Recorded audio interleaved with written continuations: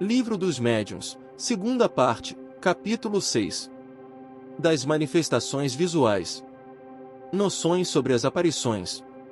Ensaio teórico sobre as aparições. Espíritos. Glóbulos. Teoria da alucinação.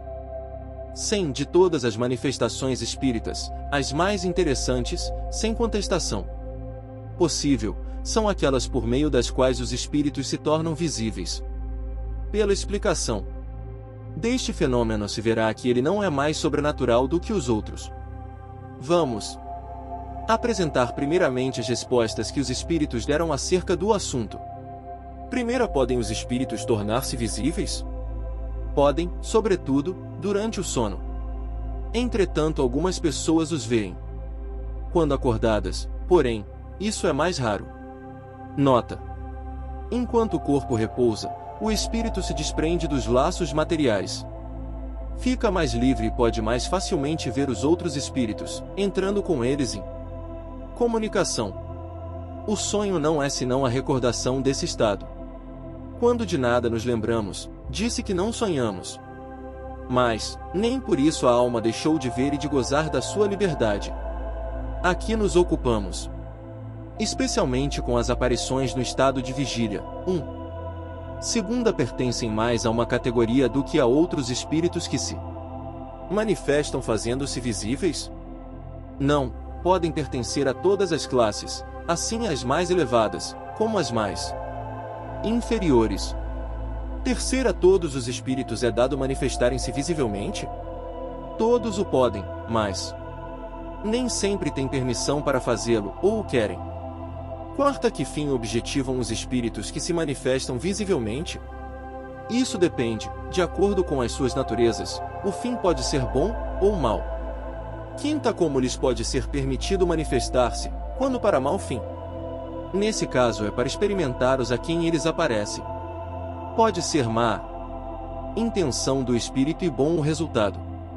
Sexta, qual pode ser o fim que tem em vista o espírito que se torna visível com má intenção? Amedrontar e muitas vezes vingar-se. Que visam os que vêm com boa intenção? Consolar as pessoas que deles guardam saudades, provar-lhes que existem e estão perto delas, dar conselhos e, algumas vezes, pedir para si mesmos assistência. Sétima, que inconveniente haveria em ser permanente e geral entre os homens a possibilidade de verem os espíritos? Não seria esse um meio de tirar a dúvida aos mais incrédulos? Estando o homem constantemente cercado de espíritos, o vê-los a todos os instantes o perturbaria, embaraçar-lhe-ia os atos e tirar-lhe-ia a iniciativa na maioria dos ver, para maiores particularidades sobre o estado do espírito durante o sono, o Livro dos Espíritos, capitão da emancipação da alma. Casos, ao passo que, julgando-se só, ele age mais livremente. Quanto aos incrédulos, de muitos meios dispõe para se convencerem, se desses meios quiserem aproveitar-se e não estiverem cegos pelo orgulho. Sabes muito bem existirem pessoas que hão visto e que nem por isso creem, pois dizem que são ilusões. Com esses não te preocupes, deles se encarrega Deus. Nota: tantos inconvenientes haveria em vermos constantemente os espíritos, como em vermos o ar que nos cerca e as miríades de animais microscópicos que sobre nós em torno de nós pululam. Donde devemos concluir que o que Deus faz é bem feito e que Ele sabe melhor do que nós o que nos convém. Oitavo, uma vez que é inconveniente em vermos os espíritos, porque, em certos casos, é isso permitido? Para dar ao homem uma prova de que nem tudo morre com o corpo, que a alma conserva sua individualidade após a morte. A visão passageira basta para essa prove para testar a presença de amigos ao vosso lado e não oferece os inconvenientes da visão constante. Nona, nos mundos mais adiantado que o nosso, os espíritos são vistos com mais frequência do que entre nós? Quanto mais o homem se aproxima da natureza espiritual, tanto mais facilmente se põe em comunicação com os espíritos. A grosseria do vosso envoltório é que dificulta e torna rara a percepção dos seres etéreos. Décima, será racional assustarmos-nos com a aparição de um espírito? Quem refletir deverá compreender que um espírito, qualquer que seja, é menos perigoso do que um vivo. Demais, podendo os espíritos, como podem, ir a toda parte. Não se faz preciso que uma pessoa os veja para saber que alguns estão a seu lado. Ó, espírito que queira causar dano pode fazê-lo, e até com mais segurança, sem se dar a ver. Ele não é perigoso pelo fato de ser espírito, mas, sim, pela influência que pode exercer sobre o homem, desviando-o do bem e impelindo-o ao mal. Nota: as pessoas que, quando se acham na solidão ou na obscuridade, se enchem de medo raramente se apercebem da causa de seus pavores. Não seriam capazes de dizer de que é que tem medo. Muito mais deveriam temer o encontro com homens do que com espíritos, porquanto um malfeitor é bem mais perigoso quando vivo, do que depois de morto. Uma senhora do nosso conhecimento teve uma noite, em seu quarto, uma aparição tão bem caracterizada, que ela julgou estar em sua presença uma pessoa e a sua primeira sensação foi de terror. Certificada de que não havia pessoa alguma, disse: parece que é apenas um espírito, posso dormir tranquila. 11ª, poderá aquele a quem um espírito apareça travar com ele conversação? Perfeitamente, e é mesmo o que se deve fazer em tal caso, perguntando ao espírito quem ele é, o que deseja e em que se lhe pode ser útil. Se se tratar de um espírito infeliz e sofredor, a comiseração que se lhe testemunhar o aliviará. Se for um espírito bondoso, pode acontecer que traga a intenção de dar bons conselhos. Ah, como pode o espírito, nesse caso, responder? Algumas vezes o faz por meio de sons articulados, como o faria uma pessoa viva. Na maioria dos casos, porém, pela transmissão dos pensamentos. 12º, os espíritos que aparecem com asas tenas realmente, ou essas asas são apenas uma aparência simbólica? Os espíritos não têm asas, nem de tal coisa precisam, visto que podem ir a toda parte como espíritos. Aparecem da maneira porque precisam impressionar a pessoa a quem se mostram. Assim é que uns aparecerão em trajes comuns, outros envoltos em amplas roupagens, alguns com asas, como atributo da categoria espiritual a que pertencem. 13ª, as pessoas que vemos em sonhos são sempre as que parecem ser pelo seu aspecto. Quase sempre são mesmo as que os vossos espíritos buscam, ou que vêm ao encontro deles. 14ª, não poderiam os espíritos zombeteiros tomar as aparências das pessoas que nos são caras, para nos induzirem em erro? Somente para se divertirem à vossa custa tomam eles aparências fantásticas. Há coisas, porém, com que não lhes é lícito brincar. 15ª, compreende-se que, sendo uma espécie de evocação, o pensamento faça com que se apresente o espírito em quem se pensa. Como é, entretanto, que muitas vezes as pessoas em quem mais pensamos, que ardentemente desejamos tornar a ver, jamais se nos apresentam em sonho, ao passo que vemos outras que nos são indiferentes e nas quais nunca pensamos. Os espíritos nem sempre podem manifestar-se visivelmente, mesmo em sonho e, malgrado ao desejo que tenhais de vê-los, pode dar-se que obstem a isso causas independentes da vontade deles. Frequentemente, é também uma prova de que não consegue triunfar o mais ardente desejo. Quanto às pessoas que vos são indiferentes, se é certo que nelas não pensais, bem pode acontecer que elas em vós pensem. Aliás, não podeis formar ideia das relações no mundo dos espíritos. Lá tendes uma multidão de conhecimentos íntimos, antigos ou recentes, de que não suspeitais quando despertos. Nota: quando nenhum meio tenhamos de verificar a realidade das visões ou aparições, podemos sem dúvida lançá-las à conta da alucinação. Quando, porém, os sucessos as confirmam, ninguém tem o direito de atribuí-las à imaginação. Tais, por exemplo, as aparições, que temos em sonho ou em estado de vigília, de pessoas em que em absolutamente não pensávamos e que, produzindo-as no momento em que morrem, vêm, por meio de sinais diversos, revelar as circunstâncias totalmente ignoradas em que faleceram. Tem-se visto cavalos empinarem e recusarem caminhar para a frente, por motivo de aparições que assustam os cavaleiros que os montam. Embora se admita que a imaginação desempenha aí algum papel, quando o fato se passa com os homens, ninguém, certamente, negará que ela nada tem que ver com o caso quando este se dá com os animais. Acresce que, se fosse exato que as imagens que vemos em sonho são sempre efeito das nossas preocupações quando acordados, não haveria como explicar que nunca sonhemos, conforme se verifica frequentemente, com aquilo em que mais pensamos. 16ª Por que razão certas visões ocorrem com mais frequência quando se está doente? Elas ocorrem do mesmo modo quando estás de perfeita saúde. Simplesmente, no estado de doença, os laços materiais se afrouxam, a fraqueza do corpo permite maior liberdade ao espírito, que, então, se põe mais facilmente em comunicação com os outros espíritos.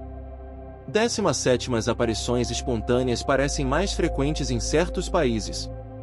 Será que alguns povos estão mais bem dotados do que outros para receberem esta espécie de manifestações? Dar-se-á tenhais um registro histórico de cada aparição?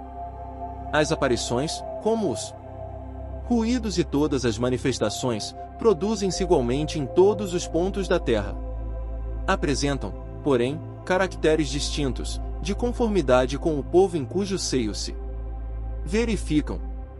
Nuns, por exemplo, onde o uso da escrita está pouco espalhado, não há médios escreventes. Noutros, abundam os médiuns desta natureza, entre outros. Observam-se mais os ruídos e os movimentos do que as manifestações inteligentes, por serem estas menos apreciadas e procuradas. 18ª Por que é que as aparições se dão de preferência à noite? Não indica isso que elas são efeito do silêncio e da obscuridade sobre a imaginação? Pela mesma razão por que vedes, durante a noite, as estrelas e não as divisais em pleno dia. A grande claridade pode apagar uma aparição ligeira, mas, errôneo é supor-se que a noite tenha qualquer coisa com isso. Inquiri os que têm tido visões. Verificareis que são em maior número os que as tiveram de dia. Nota: muito mais frequentes e gerais do que se julga são as aparições, porém, muitas pessoas deixam de torná-las conhecidas, por medo do ridículo, e outras as atribuem à ilusão. Se parecem mais numerosas entre alguns povos, é isso devido a que aí se conservam com mais cuidado as tradições verdadeiras, ou falsas, quase sempre ampliadas pelo poder de sedução do maravilhoso a que mais ou menos se preste o aspecto das localidades. A credulidade então faz que se vejam efeitos sobrenaturais nos mais vulgares fenômenos: o silêncio da solidão, o escarpamento das quebradas, o mugido da floresta, as rajadas da tempestade, o eco das montanhas, a forma fantástica das nuvens, as sombras, as miragens, tudo enfim se presta à ilusão, para imaginações simples e ingênuas, que de boa fé narram o que viram, ou julgaram ver.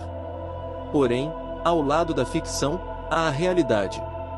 O estudo sério do Espiritismo leva precisamente o homem a se desembaraçar de todas as superstições ridículas. 19ª A visão dos espíritos se produz no estado normal, ou só estando vidente. Num estado estático, pode produzir-se achando-se este em condições perfeitamente normais. Entretanto, as pessoas que os veem se encontram muito a miúde num estado próximo do de êxtase, estado que lhes faculta uma espécie de dupla vista. O Livro dos Espíritos, N. 447. 20 que veem os espíritos veem-nos com os olhos? Assim o julgam, mas, na realidade, é a alma quem vê e o que o prova e que os podem ver com os olhos fechados.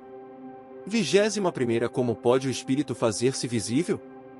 O princípio é o mesmo de todas as manifestações, reside nas propriedades do Perispírito, que pode sofrer diversas modificações ao sabor do espírito. 22ª pode o espírito propriamente dito fazer-se visível, ou só o pode com um auxílio do perispírito? No estado material em que vos achais, só com o auxílio de seus invólucros semimateriais podem os espíritos manifestar-se. Esse invólucro é o intermediário por meio do qual eles atuam sobre os vossos sentidos. Sob esse envoltório é que aparecem, às vezes, com uma forma humana, ou com outra qualquer, seja nos sonhos, seja no estado de vigília, assim em plena luz, como na obscuridade. 23ª poder-se-á dizer que é pela condensação do fluido do perispírito que o espírito se torna visível? Condensação não é o termo. Essa palavra apenas pode ser usada para estabelecer uma comparação que vos faculte compreender o fenômeno, porquanto não há realmente condensação. Pela combinação dos fluidos, o perispírito toma uma disposição especial, sem analogia para vós outros, disposição que o torna perceptível. 24ª Os espíritos que aparecem são sempre inapreensíveis e imperceptíveis ao tato. Em seu estado normal, são inapreensíveis, como num sonho. Entretanto, podem tornar-se capazes de produzir impressão ao tato, de deixar vestígios de sua presença e até, em certos casos, de tornar-se momentaneamente tangíveis, o que prova haver matéria entre vós e eles. 25ª Toda a gente tem aptidão para ver os espíritos? Durante o sono, todos têm, em estado de vigília, não. Durante o sono, a alma vê sem intermediário, no estado de vigília, acha-se sempre mais ou menos influenciada pelos órgãos. Daí vem não serem totalmente idênticas as condições nos dois casos. 26ª De que depende, para o homem, a faculdade de ver os espíritos, em estado de vigília? Depende da organização física. Reside na maior ou menor facilidade que tem o fluido do vidente para se combinar com o do espírito. Assim, não basta que o espírito queira mostrar-se, é preciso também que encontre a necessária aptidão na pessoa. Quem deseje fazer-se visível. Pode essa faculdade desenvolver-se pelo exercício? Pode, como todas as outras faculdades, mas pertence ao número daquelas com relação às quais é melhor que se espere o desenvolvimento natural, do que provocá-lo, para não sobreexcitar a imaginação. Há de ver os espíritos, em geral e permanentemente. Constitui uma faculdade excepcional e não está nas condições normais do homem. 27ª Pode-se provocar a aparição dos espíritos? Isso algumas vezes é possível, porém, muito raramente. A aparição é quase sempre espontânea. Para que alguém veja os espíritos, precisa ser dotado de uma faculdade especial. 28ª Podem os espíritos tornar-se visíveis sob outra aparência que não a da forma humana? A humana é a forma normal. O espírito pode variar-lhe a aparência, mas sempre com um tipo humano. Não podem manifestar-se sob a forma de chama? Podem produzir chamas, clarões, como todos os outros efeitos, para testar sua presença, mas não são os próprios espíritos que assim aparecem. A chama não passa, muitas vezes, de uma miragem, ou de uma emanação do perispírito. Em todo caso, nunca é mais do que uma parcela deste. O perispírito não se mostra integralmente nas visões. 29ª Que se deve pensar da crença que atribui os fogos fatos à presença de almas ou espíritos. Superstição produzida pela ignorância. Bem conhecida é a causa física dos fogos fatos. A chama azul que, segundo dizem, apareceu sobre a cabeça de Sérvio Túlios quando menino, é uma fábula, ou foi real? Era real e produzida por um espírito familiar, que desse modo dava um aviso à mãe do menino. Médium vidente, essa mãe percebeu uma irradiação do espírito protetor de seu filho. Assim como os médiuns escreventes não escrevem todos a mesma coisa, também, nos médiuns videntes, não é em todos do mesmo grau evidência. Ao passo que aquela mãe viu apenas uma chama, outro médium teria podido ver o próprio corpo do espírito. 30ª Poderiam os espíritos apresentar-se sob a forma de animais? Isso pode dar-se, mas somente espíritos muito inferiores tomam essas aparências. Em caso algum, porém, será mais do que uma aparência momentânea.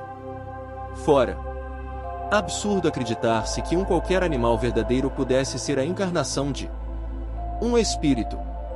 Os animais são sempre animais e nada mais do que isto.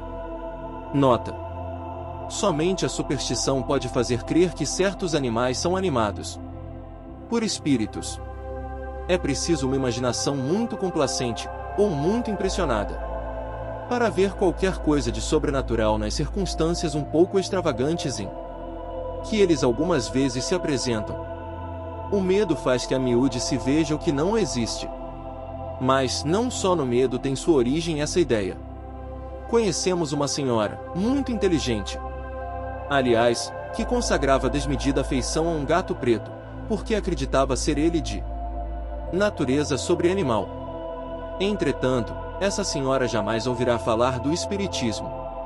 Se o houvesse conhecido, ele lhe teria feito compreender o ridículo da causa de sua predileção pelo animal, provando-lhe a impossibilidade de tal metamorfose. Ensaio teórico sobre as aparições. 101. As manifestações aparentes mais comuns se dão durante o sono, por meio dos sonhos, são as visões. Os limites deste estudo não comportam o exame de todas as particularidades que sonhos podem apresentar. Resumiremos tudo, dizendo que eles podem ser uma visão atual das coisas presentes, ou ausentes, uma visão retrospectiva do passado e, em alguns casos excepcionais, um pressentimento do futuro. Também, muitas vezes são quadros alegóricos que os espíritos nos põem sob as vistas, para dar-nos úteis avisos e salutares conselhos, se se trata de espíritos bons, para induzir-nos em erro e nos lisonjear as paixões, se são espíritos imperfeitos os que nolo apresentam. A teoria que se segue aplica-se aos sonhos, como a todos os outros casos de aparições. Veja-se, o Livro dos Espíritos, N.S. 400 e seguintes. Temos para nós que faríamos uma injúria aos nossos leitores, se nos propuséssemos a demonstrar o que há de absurdo e ridículo no que vulgarmente se chama a interpretação dos sonhos.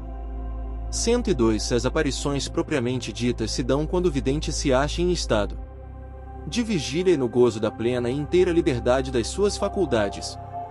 Apresentam-se, em geral, sob uma forma vaporosa e diáfana, às vezes vaga e imprecisa. A princípio é, quase sempre, uma claridade esbranquiçada, cujos contornos pouco a pouco se vão desenhando. Doutras vezes, as formas se mostram nitidamente acentuadas, distinguindo-se os menores traços da fisionomia, a ponto de se tornar possível fazer-se da aparição uma descrição completa. Os ademanes, o aspecto, são semelhantes aos que tinha o espírito quando vivo.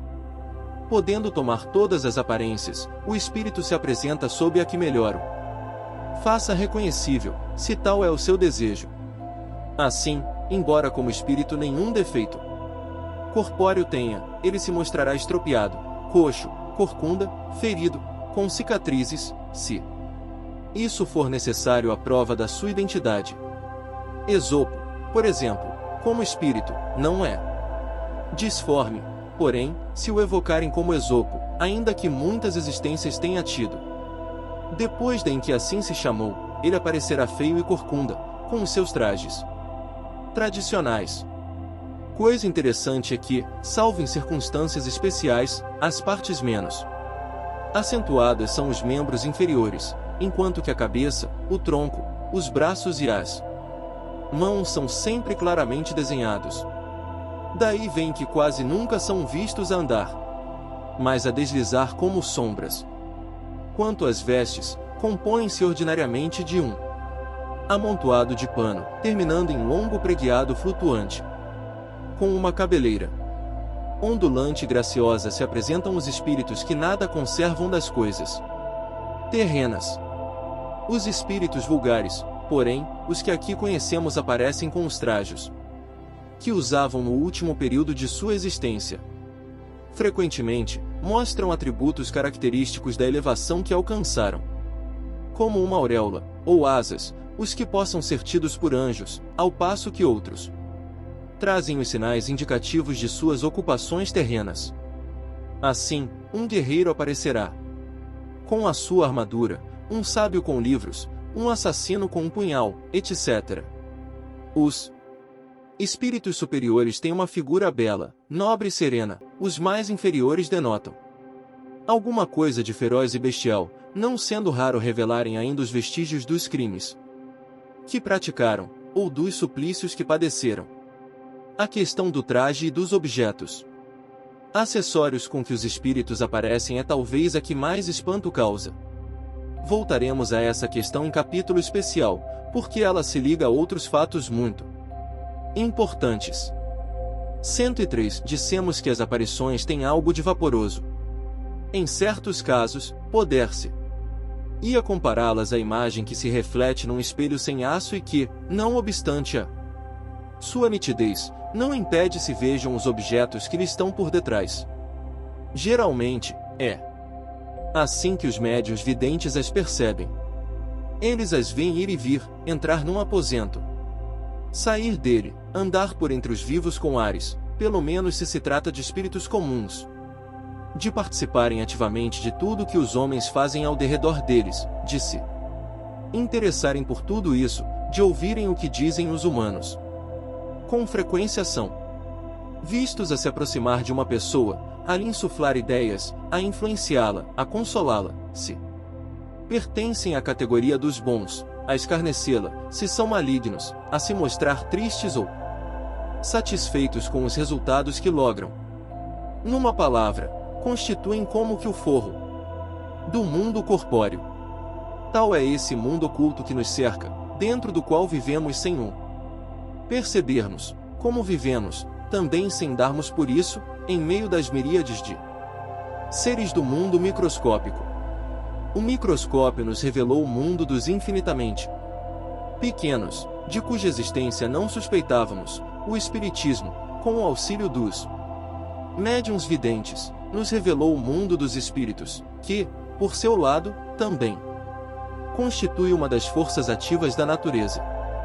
Com o concurso dos médiuns videntes, possível nos foi estudar o mundo invisível, conhecer-lhe os costumes, como um povo de cegos poderia estudar o mundo visível com o auxílio de alguns homens que gozassem da faculdade de ver.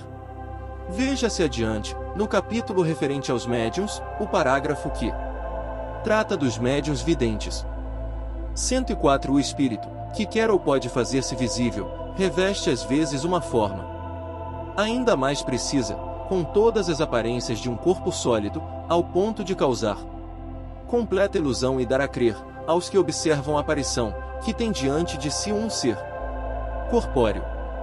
Em alguns casos, finalmente, e sob o império de certas circunstâncias, a tangibilidade se pode tornar real, isto é, possível se torna ao observador tocar, palpar, sentir, na aparição, a mesma resistência, o mesmo calor que num corpo vivo, o que não impede que a tangibilidade se desvaneça com a rapidez do relâmpago.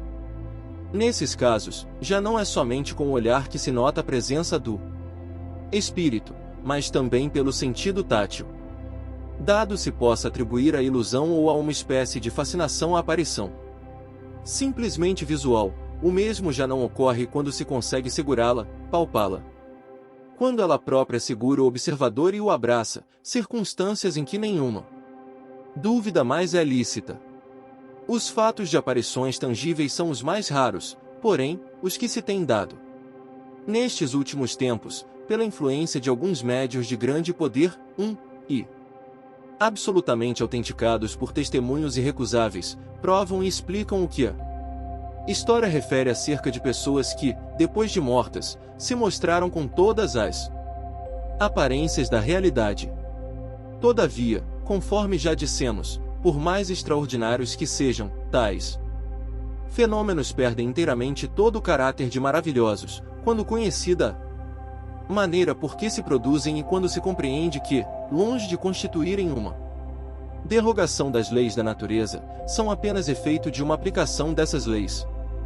105. Por sua natureza e em seu estado normal, o perispírito é invisível e tem isto de comum com uma imensidade de fluidos que sabemos existir, sem que, entretanto, jamais os tenhamos visto.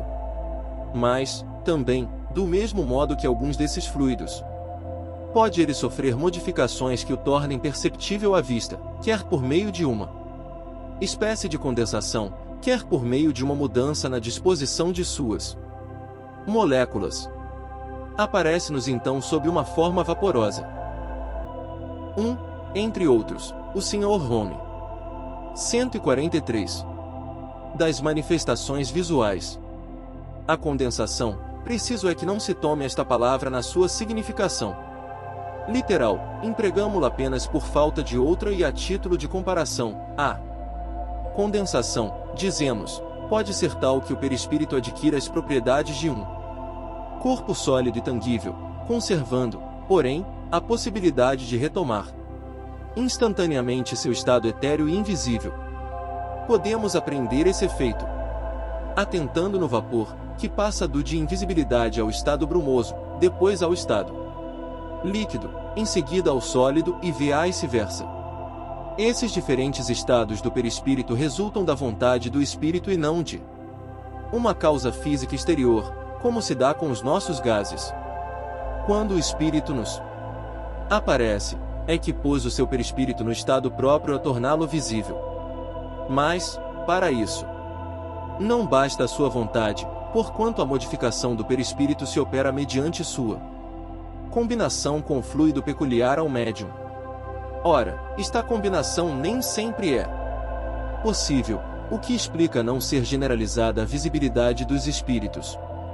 Assim, não basta que o espírito queira mostrar-se, não basta tão pouco que uma pessoa queira vê-lo. É necessário que os dois fluidos possam combinar-se, que entre eles haja uma espécie de afinidade e também, porventura, que a emissão do fluido da pessoa seja suficientemente abundante para operar a transformação do perispírito e, provavelmente, que se verifiquem ainda outras condições que desconhecemos. E necessário, enfim, que o espírito tenha permissão de se fazer visível a tal pessoa, o que nem sempre lhe é concedido, ou só o é em certas circunstâncias, por motivos que não podemos apreciar. 106. Outra propriedade do perispírito inerente à sua natureza etérea é a penetrabilidade. Matéria nenhuma lhe opõe obstáculo, ele as atravessa todas, como a luz atravessa os corpos transparentes.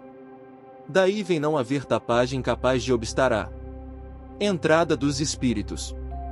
Eles visitam o prisioneiro no seu calabouço, com a mesma facilidade com que visitam uma pessoa que esteja em pleno campo. 107. Não são raras, nem constituem novidades as aparições no estado de vigília. Elas se produziram em todos os tempos. A história as registra em grande número. Não precisamos, porém, remontar ao passado, tão frequentes são nos dias de hoje e muitas pessoas há que as têm visto e que as tomaram, no primeiro momento, pelo que se convencionou chamar alucinações. São frequentes, sobretudo, nos casos de morte de pessoas ausentes, que vêm visitar seus parentes ou amigos.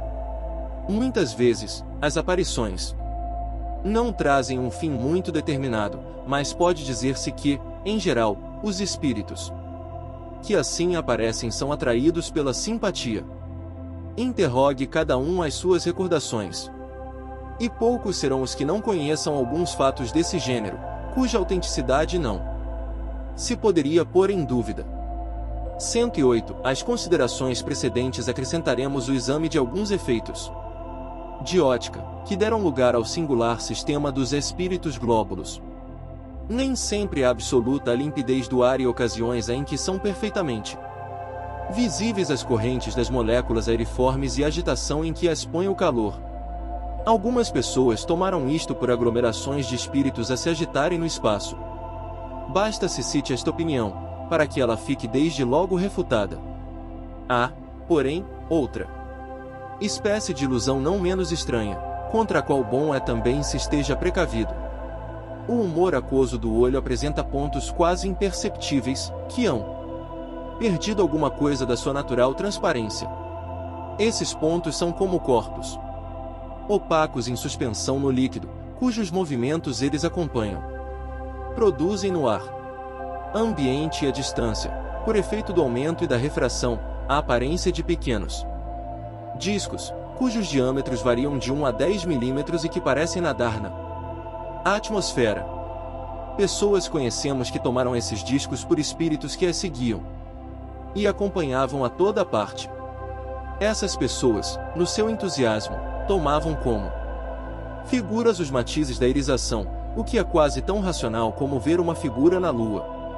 Uma simples observação, fornecida por essas pessoas mesmo, as reconduzirá ao terreno da realidade.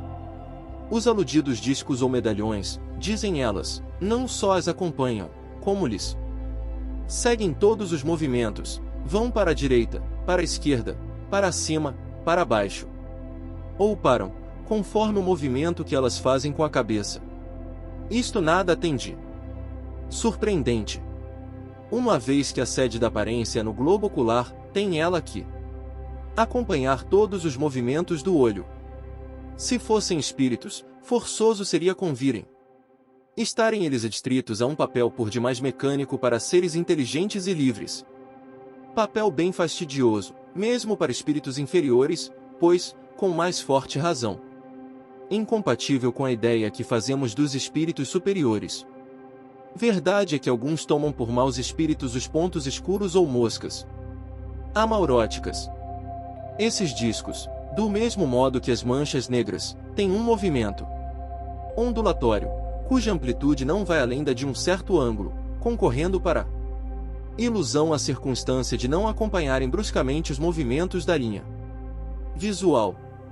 Bem simples é a razão desse fato. Os pontos opacos do humor aquoso, causa primária do fenômeno, se acham, conforme dissemos, como que em suspensão e tendem sempre a descer. Quando sobem, é que são solicitados pelo movimento dos olhos, de baixo para cima, chegados, porém, a certa altura, se o olho se torna fixo, nota-se que os discos descem por si mesmos e depois se imobilizam. Extrema é a mobilidade deles. Porquanto basta um movimento imperceptível do olho para fazê-los mudar de direção e percorrer rapidamente toda a amplitude do arco, no espaço em que se produz a imagem.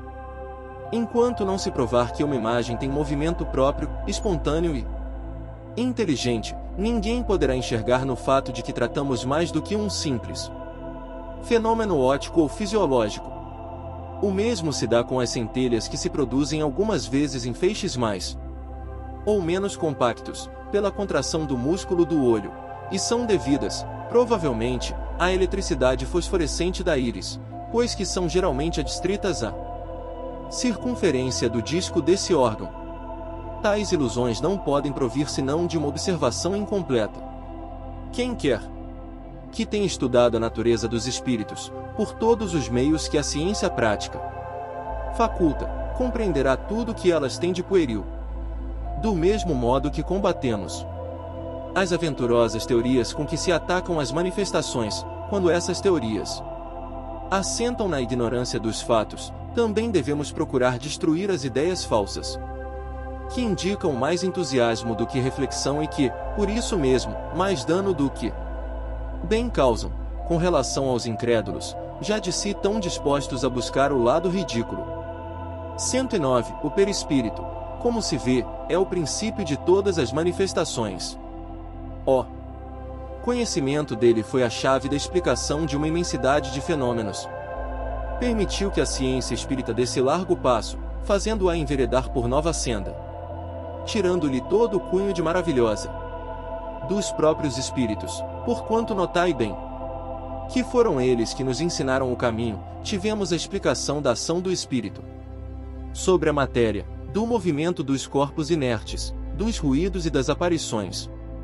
Aí encontraremos ainda de muitos outros fenômenos que examinaremos antes de passarmos ao estudo das comunicações propriamente ditas. Tanto melhor as compreenderemos, quanto mais conhecedores nos acharmos das causas primárias. Quem haja compreendido bem aquele princípio, facilmente, por si mesmo, o aplicará aos diversos fatos que se lhe possam oferecer à observação. 110 Longe estamos de considerar como absoluta e como sendo a última palavra a teoria que apresentamos. Novos estudos sem dúvida completarão, ou retificarão. Mais tarde, entretanto, por mais incompleta ou imperfeita que seja ainda hoje, sempre pode auxiliar o estudioso a reconhecer a possibilidade dos fatos, por efeito de causas que nada têm de sobrenaturais. Se é uma hipótese, não se lhe pode contudo negar o mérito da racionalidade e da probabilidade, como tal, vale tanto, pelo menos, quanto todas as explicações que os negadores formulam, para provar que nos fenômenos espíritas só há ilusão, fantasmagoria e subterfúgios. Teoria da alucinação. 111 Os que não admitem o mundo incorpóreo e invisível julgam tudo explicar com a palavra alucinação. Toda a gente conhece a definição desta palavra. Ela exprime o erro, a ilusão de uma pessoa que julga ter percepções que realmente não tem. Origina-se do latim alucinari, errar, que vem de ad lucem. Mas, que saibamos, os sábios ainda não apresentaram a razão fisiológica desse fato. Não tendo a ótica e a fisiologia, ao que parece, mais segredos para eles, como é que ainda não explicaram a natureza e a origem das imagens que se mostram ao espírito em dadas circunstâncias. Tudo querem explicar pelas leis da matéria, seja, forneçam então, com o auxílio dessas leis, uma teoria, boa ou má, da alucinação. Sempre será uma explicação. 112 A causa dos sonhos nunca a ciência a explicou. Atribui-os a um efeito da imaginação, mas não nos diz o que é a imaginação, nem como esta produz as imagens tão claras e tão nítidas que às vezes nos aparecem. Consiste isso em explicar uma coisa que não é conhecida, por outra que ainda o é menos. A questão permanece de pé. Dizem ser uma recordação das preocupações da véspera. Porém, mesmo que se admita esta solução, que não o é, ainda restaria saber qual o espelho mágico que conserva assim a impressão das coisas. Como se explicarão, sobretudo, essas visões de coisas reais que a pessoa nunca viu no estado de vigília e nas quais jamais, sequer, pensou? Só o Espiritismo nos podia dar a chave desse estranho fenômeno, que passa despercebido, por causa da sua mesma vulgaridade, como sucede com todas as maravilhas da natureza, que calcamos aos pés. Os sábios desdenharam de ocupar-se com a alucinação. Quer seja real, quer não, ela constitui um fenômeno que a fisiologia tem que se mostrar capaz de explicar, sob pena de confessar a sua insuficiência. Se, um dia, algum sábio se abalançar a dar desse fenômeno, não uma definição, entendamo-nos bem, mas uma explicação fisiológica, veremos se a sua teoria resolve todos os casos. Sobretudo, que ele não omita os fatos tão comuns, de aparições de pessoas no momento de morrerem, que diga de onde vem a coincidência da aparição com a morte da pessoa.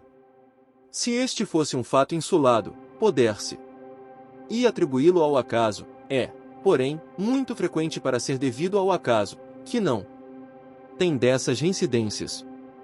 Se, ao menos, aquele que viu a aparição tivesse a imaginação despertada pela ideia de que a pessoa que lhe apareceu havia de morrer, vá. Mas, quase sempre, há que aparece-a em quem menos pensava que haver. Logo, a imaginação não entra aí de forma alguma. Ainda menos se podem explicar pela imaginação as circunstâncias, de que nenhuma ideia se tem, em que se deu a morte da pessoa que aparece. Dirão, porventura, os alucinacionistas que a alma, se é que admitem uma alma, tem momentos de sobreexcitação em que suas faculdades se exaltam. Estamos de acordo, porém, quando é real o que ela vê, não há ilusão. Se, na sua exaltação, a alma vê uma coisa que não está presente, é que ela se transporta, mas, se nossa alma pode transportar-se para junto de uma pessoa ausente, por que não poderia a alma dessa pessoa transportar-se para junto de nós? Dignem-se eles de levar em conta estes fatos na sua teoria da alucinação, e não esqueçam que uma teoria que se podem opor fatos que a contrariam é necessariamente falsa, ou incompleta. Aguardando a explicação que venham a oferecer, vamos tentar emitir algumas ideias a esse respeito. 113 provam os fatos que há aparições verdadeiras, que a teoria espírita explica perfeitamente e que só podem ser negadas pelos que nada admitem fora do organismo. Mas, a par das visões reais, haverá alucinações, no sentido em que esse termo se emprega? E fora de dúvida, donde se originam? Os espíritos é que vão esclarecer-nos sobre isso, porquanto a explicação, parece-nos, está toda nas respostas dadas às seguintes perguntas. A. São sempre reais as visões? Não serão, algumas vezes, efeito da alucinação? Quando, em sonho, ou de modo diverso, se veem, por exemplo, o diabo, ou outras coisas fantásticas, que não existem, não será isso um produto da imaginação? Sim, algumas vezes, quando dá muita atenção a certas leituras, ou a histórias de sortilégios, que impressionam a pessoa, lembrando-se mais tarde dessas coisas, julga ver o que não existe. Mas, também, já temos dito que o espírito, sob o seu envoltório semimaterial, pode tomar todas as espécies de formas, para se manifestar.